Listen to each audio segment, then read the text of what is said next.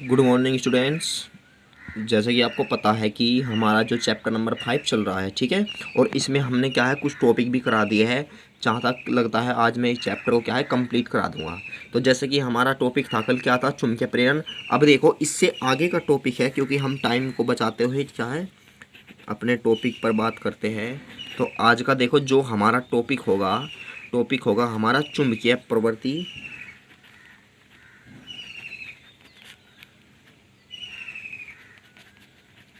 या सुग्राहिता।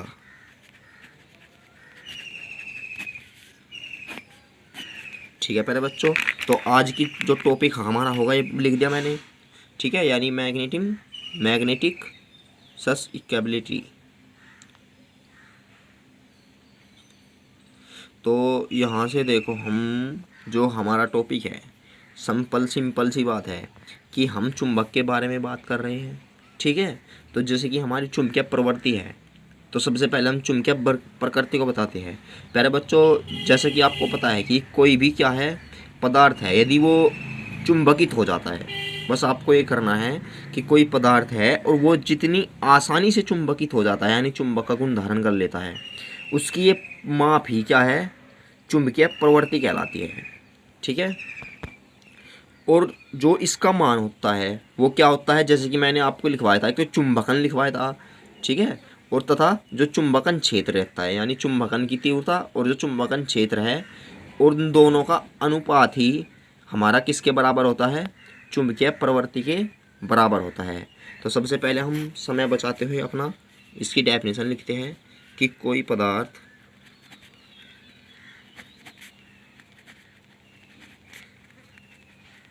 जितनी आसानी से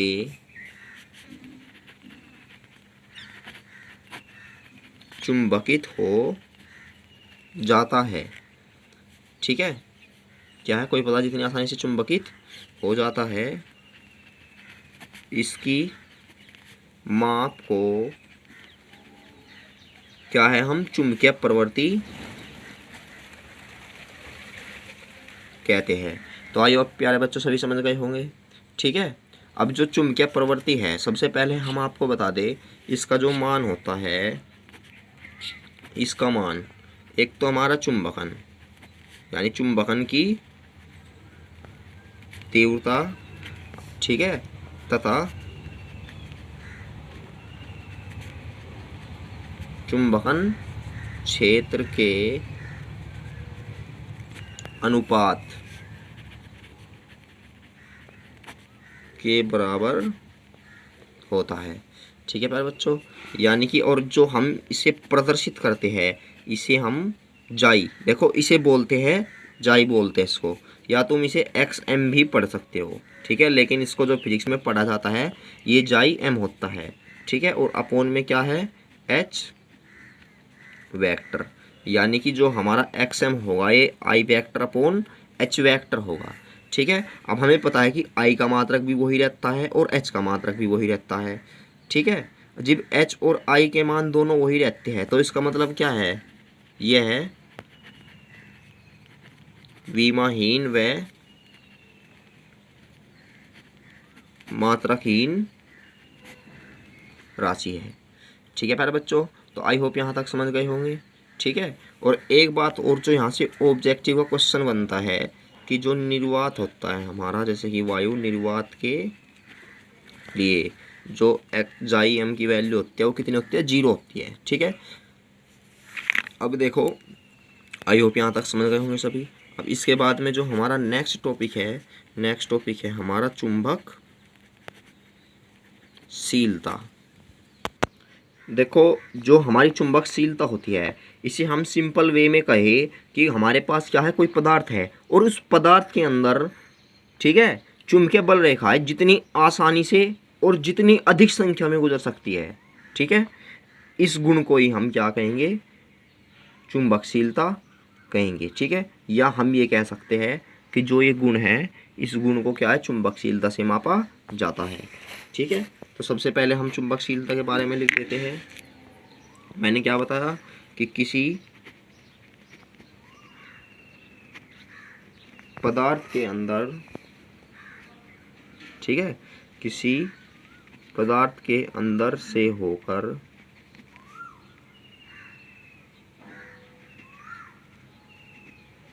चुंबकीय बल रेखाएं, ठीक है प्यारे बच्चों,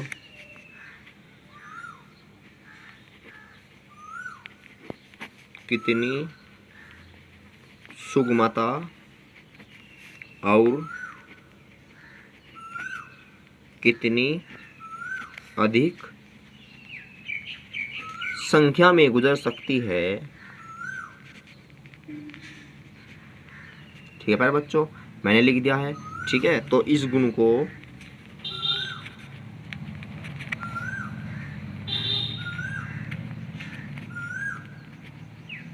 चुंबकशीलता से मापा जाता है और इसे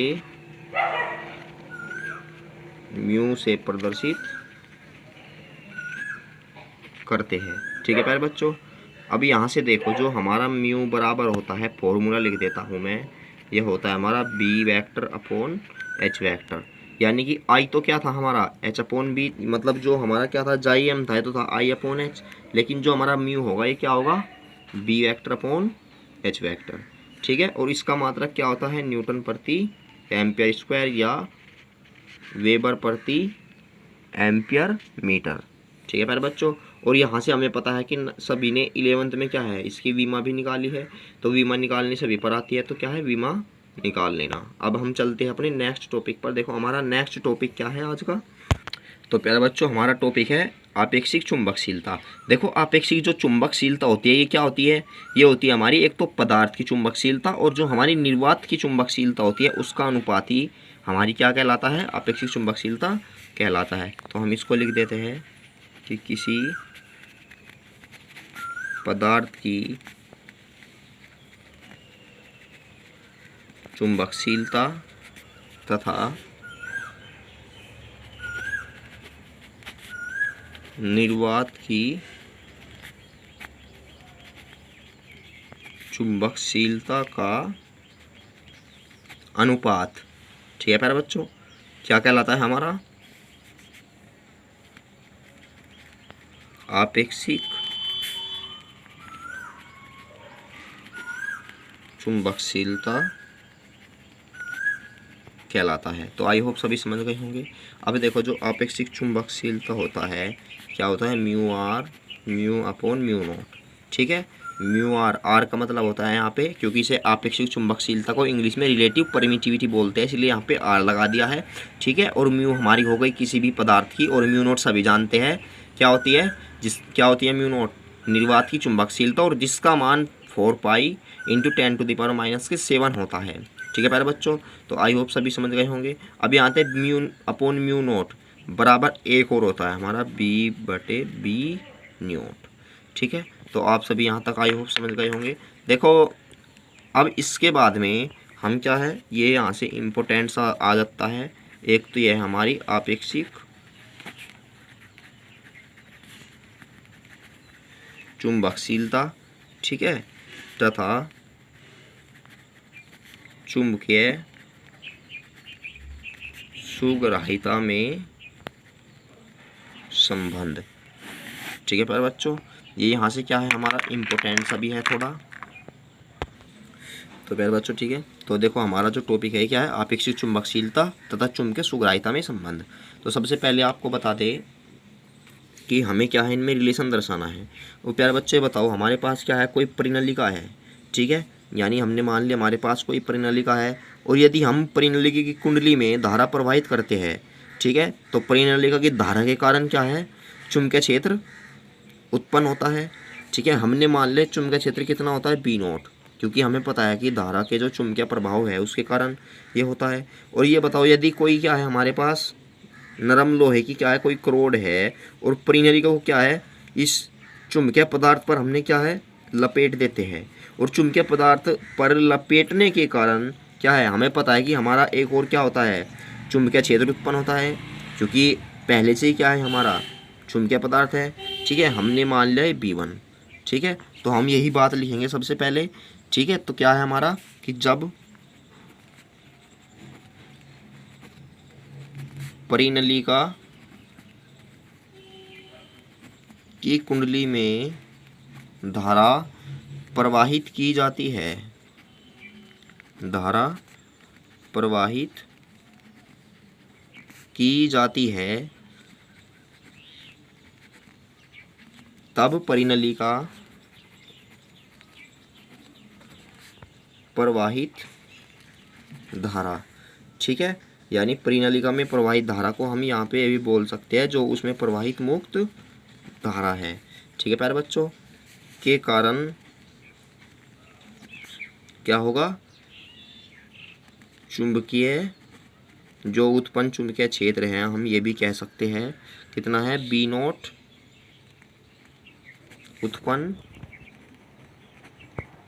होता है, ठीक है प्यारे बच्चों।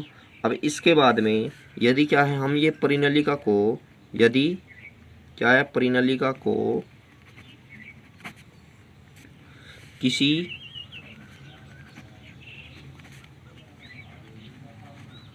चुंबकीय पदार्थ पर लपेट दे तो, ठीक है प्यारे बच्चों, ठीक है। तो लपेट दे तो क्या होता है, तब चुंबकन के, या चुंबकन से भी लिख सकते हैं हम, चुंबकन से उत्पन्न बद धाराओं के कारण, ठीक है। यानी चुंबकन से उत्पन्न, हमें पता है कि जब उसमें विद्युत धारा प्रवाहित करते हैं तो क्या है, हमारा जो पदार्थ है वो चुंबकित तो हो जाता है, चुंबक का गुण आ जाता है, और इस चुंबक के गुण के कारण क्या है, यानी उसमें चुंबकन आ जाता है, सिंपल सी बात है, ठीक है। अब यहाँ से देखो, जब ये बद धाराओं के कारण क्या उत्पन्न हो जाता है, चुंबकीय क्षेत्र, पहले लिख देता हूँ मैं कितना, B1 उत्पन्न हो जाता है, ठीक है प्यारे बच्चों। अब हमने तो मान लिया B1, तब ये बताओ कुल चुंबकीय क्षेत्र, तो जो हमारा कुल चुंबकीय क्षेत्र होगा वो कितना होगा, B नॉट प्लस के B1। अब हमें पता है कि B1 किसके कारण हुआ है, चुंबकन के कारण, तो इसका मतलब जो है हमारा जो B1 है, यानी कि चुंबकन से, लिख देता हूँ मैं हिंदी में ही, ठीक है, आपको समझ में भी आ जाएगा कि चुंबकन से उत्पन्न